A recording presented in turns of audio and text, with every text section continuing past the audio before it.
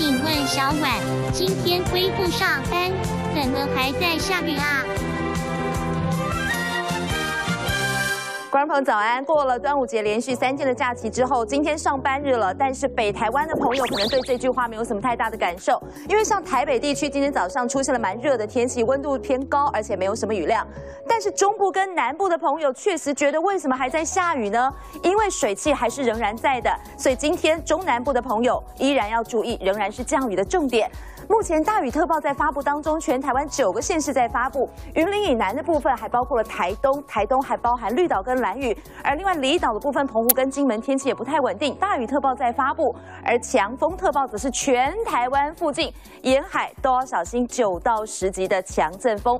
而另外今天的雷达回波图上面，你也可以看到水汽一直在进来哦。这场雨会下到哪个时候呢？目前短时间几个小时之内，中南部的雨可能还没有办法停下来哦。今天一整天都要注意，局部会有比较大的一个强降雨发生。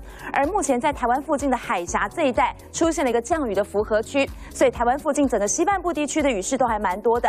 目前一直累积到了苗栗以南都在下雨，新竹目前没有什么雨势，桃园是山区有雨，而另外大台北地区目前也是比较干燥的天气，但是北部要注意，今天下半天的午后雷阵雨有可能会发生的。那么为什么一下子会有这么多的雨量进来？主要地面天气图我们要来看到。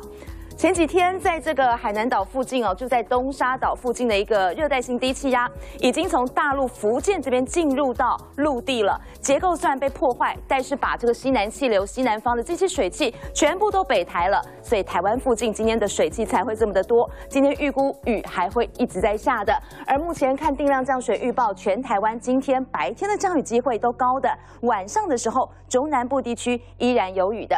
而另外今天出门还是要注意，一定要带伞。